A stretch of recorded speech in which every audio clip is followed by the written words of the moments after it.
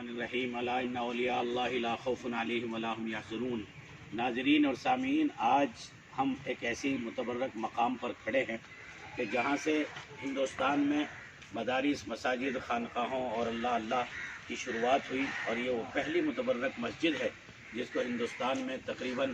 1400 کچھ سال پہلے یعنی 22 ہجری میں حضرت مالک ابن دینار رحمت رضی اللہ عنہ یہاں تشریف لائے ہیں دعوت اسلامی کے لیے۔ اور آج اس وقت میں کوئی مسجد، کوئی سجدہ، کوئی خانقاہ، کوئی مدرسہ ہندوستان میں نہیں تھا، لیکن آج میں آپ کو اس مقام سے متعارف کرا رہا ہوں، اور آج اپنے مقام پر بیٹھے ہوئے آپ اس مقام کو اپنی آنکھوں سے دیکھ پا رہے ہیں، اس کی عظمت، اس کے نور، اس کا تقدس کیا ہے، کہ جہاں ایک ایسا اللہ والا دفن ہے جو اسرار رموز و شریعت اور معرفت باری تعالی اور عشق نبوت سے سرشار تھا، اور وہ اس فکر کو لے کر یہاں ہندوستان کی سرزمین میں پہنچا اور یہاں دعوت اسلامی کا بیج بویا، اور آج الحمدللہ 4.5 لاکھ مدارس، 7.5 لاکھ مساجد اور 3,500 سے زائد خانقاہ ہے الحمدللہ اس سرزمین ہندوستان پر موجود ہے۔ ان کا نام مالک ابن دینار رضی اللہ تعالیٰ عنہ ہے، اور امیر معاویہ رضی اللہ تعالیٰ عنہ نے جو مسجد بنائی تھی اس میں آپ اعتکاف فرماتے تھے،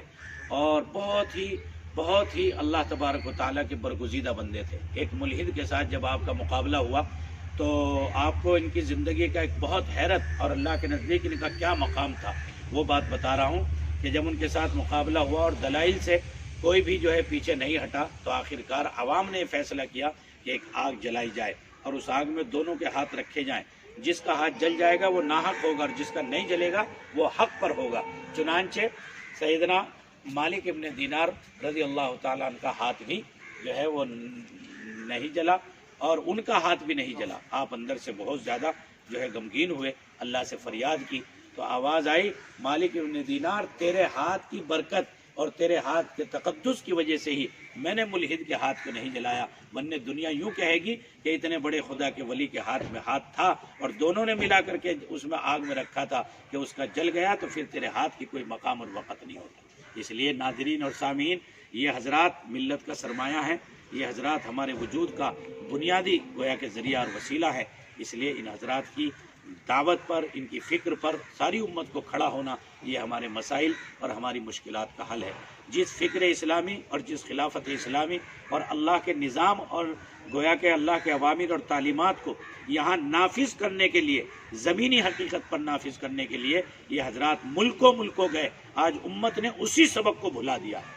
آپ دیکھیے کہ آج سے ٹھیک 99 سال پہلے، 99 سال پہلے جب خلافت اسلامیہ کا سقوط ہوا ہے، تو یہ امت بانجھ ہو کر کے رہ گئی، پھر اس امت سے مجاہدین، پھر اس امت کے بڑے بڑے داعیان اور اس امت کے فکر مند لوگوں کو گویا کہ زنگ لگ گیا، اور یہ امت طرح طرح کی بدعات اور خرافات میں مبتلا ہوتی چلی گئی۔ اور اس انسانیت کے سب سے بڑے مجرم مصطفیٰ کمال عطا ترک نے جب 99 سے پہلے خلافت اسلامیہ کا گویا کہ سقوط کیا ہے، چاہیے تو یہ تھا کہ پوری ملت کی طرف سے اس کو ایسی عبرتناک سزا دی جاتی، اس کا بائیکاٹ کیا جاتا، اس کو چاروں طرف سے گھیرا جاتا، خود ملت جو ہے وہ 50 ٹکڑوں میں بٹ کر کے تقسیم ہو گئی۔ یاد رکھیے اس کا نقصان یہ ہوا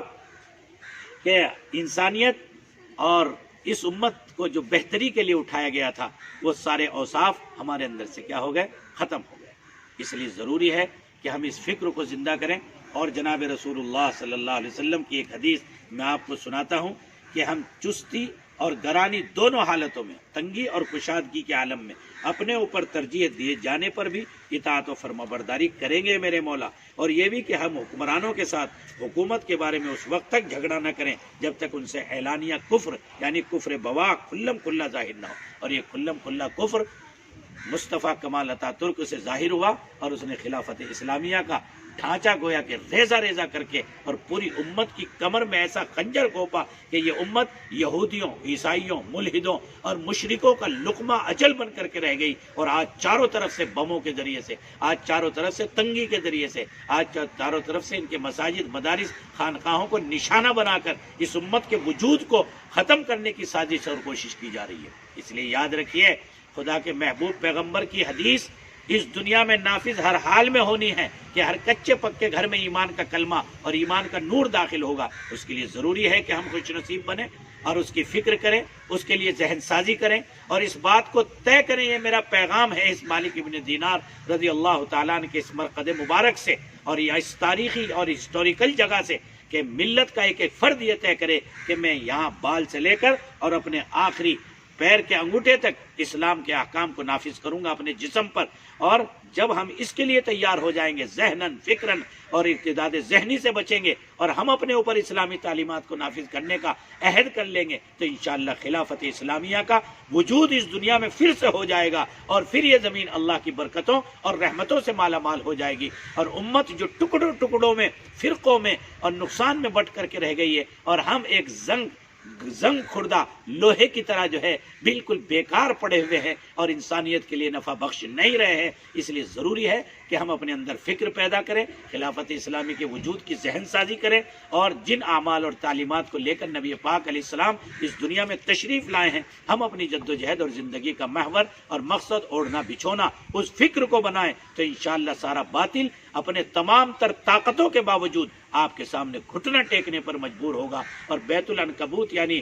جالے کی طرح جو ہے یہ سارا فرعونیت اور یہ شدادیت اور یہ اس وقت کی ظلم اور جبروت کی حکومتیں جو ہیں وہ آپ کی عظمت کو سراہیں گی، لیکن اس کے لیے ضروری ہے آپ کا متحد ہونا، قلبی اور فکری اعتبار سے ایک مشن، ایک نہج اور ایک فکر پر کام کرنا کہ اللہ کا حکم زندہ ہو جائے۔ یہی میرا پیغام ہے۔ السلام علیکم ورحمۃ اللہ وبرکاتہ۔ آپ یہاں کا خوبصورت نظارہ دیکھیے اور میرے لیے دعا کیجیے۔ نماز کھڑی ہو گئی۔